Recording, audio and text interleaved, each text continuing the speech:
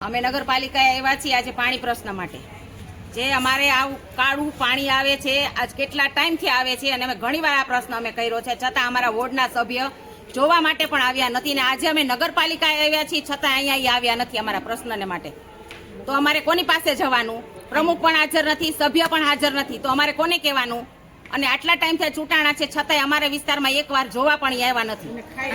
અને ખાઈના કાંઠે અમે એટલી રીતે રહી છીએ કે વાસ આવે છે, ખાઈમાં પાણી ખરાબ આવે છે, નથી કામવાળા કાંઈ વારવાવાળા આવતા નથી, ખાઈ સાફ કરવા આવતા, અને મચ્છરનો એટલો ઉપદ્રવ છે કે અમારે સાંજ પડે મચ્છર એટલા આવે છે છતાંય કોઈ સાફ સફાઈમાં કે સેમાઈ માનતા નથી। તો અમારે કોની પાસે આ પ્રશ્નની રજૂઆત કરવાની?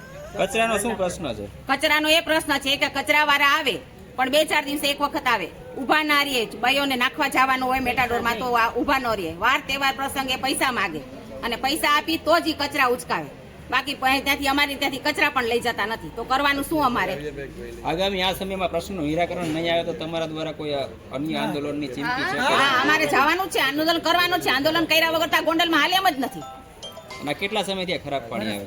1 વર્ષથી આવે છે ખરાબ પાણી, અને 3-4 વખત બોલાવ્યા છતાંય બીજા માણસો આવીને જોઈ જાય, પણ જે મેઇન માણસને જોવા આવવાનું હોય એ માણસ જોવા આવતો નથી। ઓકે।